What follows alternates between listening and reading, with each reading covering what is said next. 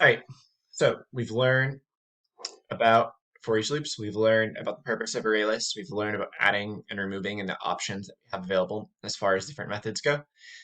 Um, the question is, how do we start to put these things together? How do we actually make some sort of and solve some sort of problem with an ArrayList that does what we want it to do, that works through and processes classes and changes what's there depending on the information that we have and the methods that we can call. So, a couple things that I think are really helpful to keep in mind when we're solving problems. Almost all problems with an array list are going to involve a for each loop. Okay, so we should be able to articulate what it should say in words. And if you can do that first before you write the for each loop, this can help you out a lot. Next, the question becomes, what methods from the class will I actually need to use for this problem? Next, what methods for the array list will I have to use for this problem? And maybe only once we've answered those three do we actually go to write the code to solve that problem in particular. Okay, so an item class has two variables, cost and name. So we're going to be working with an item class and array list of items today. It has corresponding getName and getCost methods that return a string and an integer respectively. GetName returns a string, getCost returns an integer.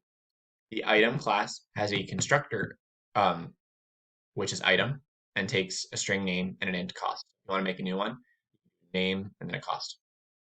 An array list of item objects named shelf represents the items on the shelf at a grocery store. So we've got two problems to solve for this today together as a class. I'd like you to try both of these on your own first, and then once you've done that, you can review your answers. Because problem number 5 on tonight's homework is really similar to this type of problem. You're going to get some sort of array list, and you're going to have to solve and process it based on what class you actually see. So problem number 1 for the array list shelf of the item class. Loop through the array list and determine if there's anything greater than $50 on the shelf. If so, remove it. Pause your video, take as long as you need, look back at my steps if it's helpful. It's also available on the document for today. Try to solve it on your own. And once you think you've got to start on it, replay this video, and I'll show you how I think one good way of breaking it down is.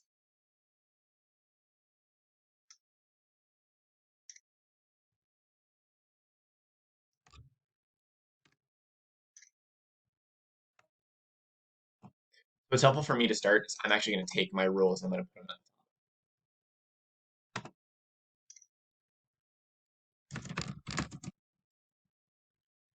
Problem number 1 is as follows. Loop through the array list.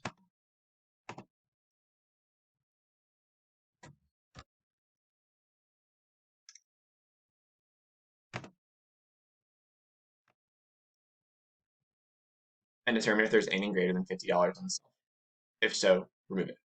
So, question number 1, answer. What should my for each loop say in words? I want to loop through all of the item objects in the array list named shelf.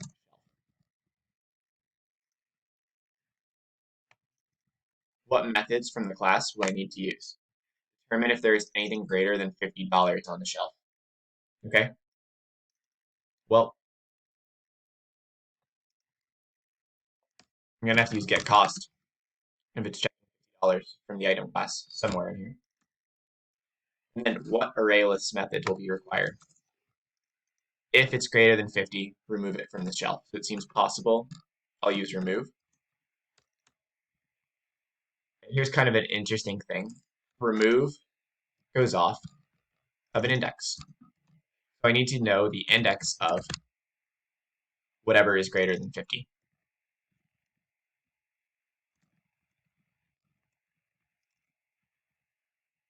So let's get started.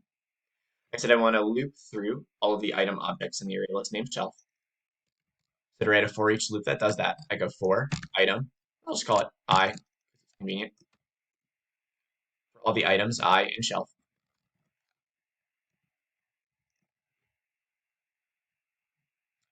If there is anything greater than $50 on the shelf. Determine if there's anything greater. determine if there's anything greater. Now, I represents all the items in shelf, which means I can use any of the item methods on I. I'm going to do I.getCost greater than 50. Then the ArrayList method I want to use is remove. And that works on the ArrayList itself. So I put shelf.remove. But I need to put an index in here.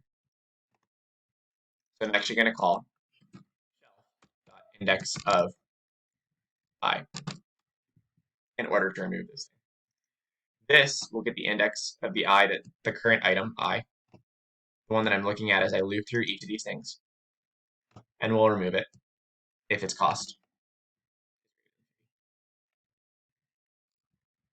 Review that versus what you wrote down. Check to see if you have any questions. Let's go ahead and try our second ArrayList problem.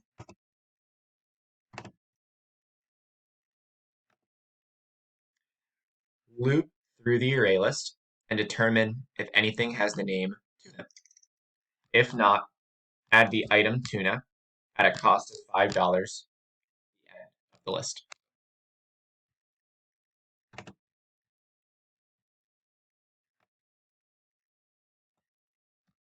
If not, add the item tuna at a cost of $5 at the end of the list.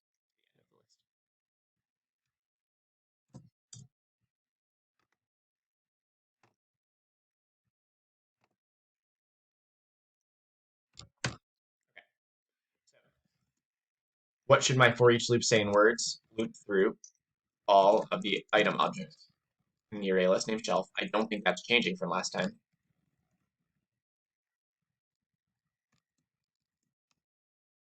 2, what methods from the class will I need to use? Well, if it doesn't exist, I have to make a new item named tuna that costs $5.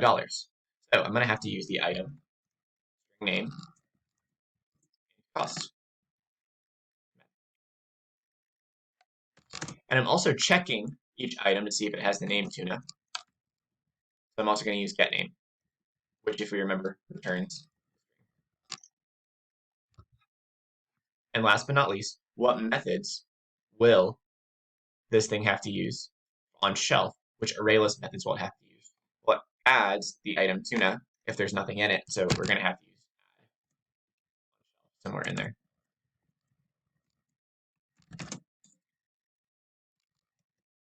Let's start with this. For item I in shelf. And I want to know if I.getName, and this is a string, so this is where it gets fun. We can't just write equals tuna, can we? That's not how we compare strings. I have an affinity for tuna today. Okay, I'm going to leave a comment here real quick that says if I.getName equals tuna, then I want some way of checking if that's true. It says determine if anything has the name tuna. I want some way of checking if it's true. And then we want if, some sort of if statement down here. If there's no tuna, then I want to do something to my array list. I want to add. And the easiest way to do this is to use the constructor, which I said I would use before for name and cost. Dot add new item tuna with my constructor right here. So this is the basics of kind of how you might use some of these methods for both the class methods and the methods on the array list. But we still need some way of keeping track and checking if it's true. And one convenient way we have of checking if something's true is by using a Boolean. If you used a Boolean in your code already, I suggest watching to see how I use it. If you didn't do it yourself quite just yet, take a moment, pause the video, think about where you might insert a Boolean into this code in order to keep track.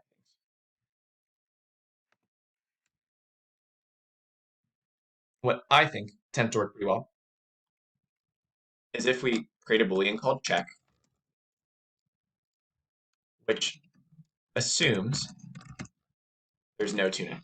False means there's no tuna. I haven't found a tuna yet. And if we find tuna, we can put check equals true. And now we've got a way of keeping track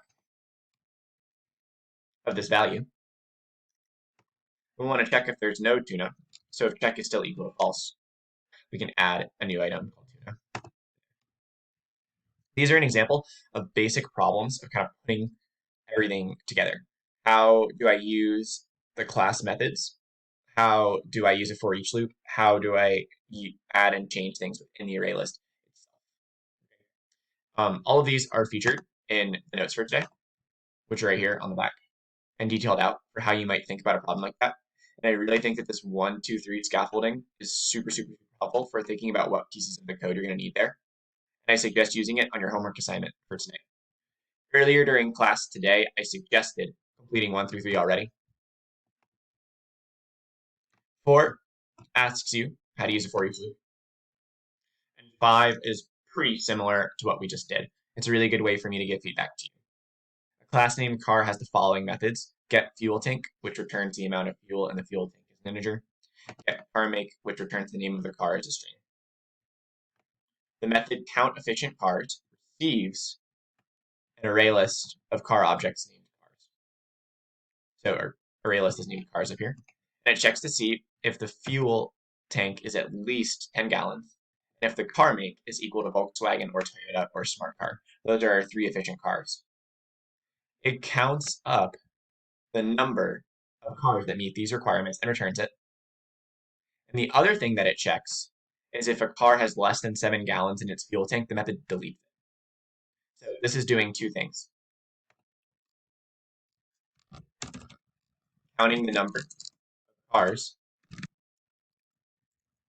that meet the fuel tank and car make requirements,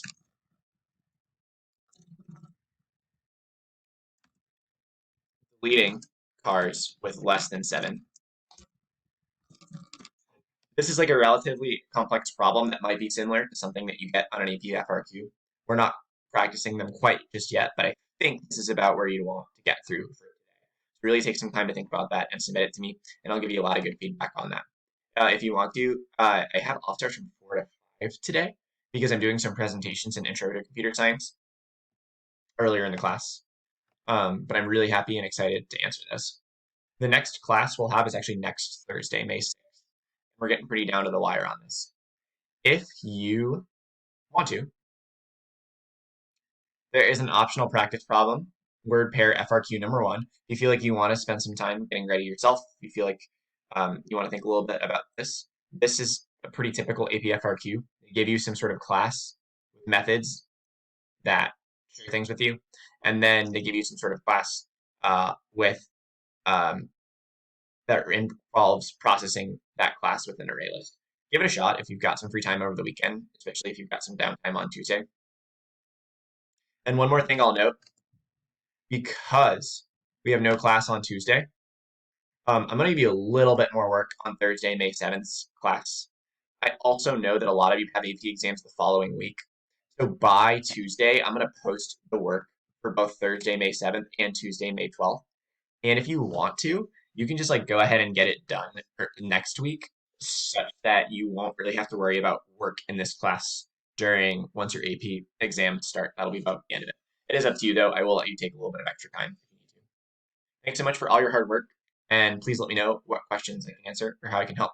I hope you all have a great day and hope to see some of you during office hours.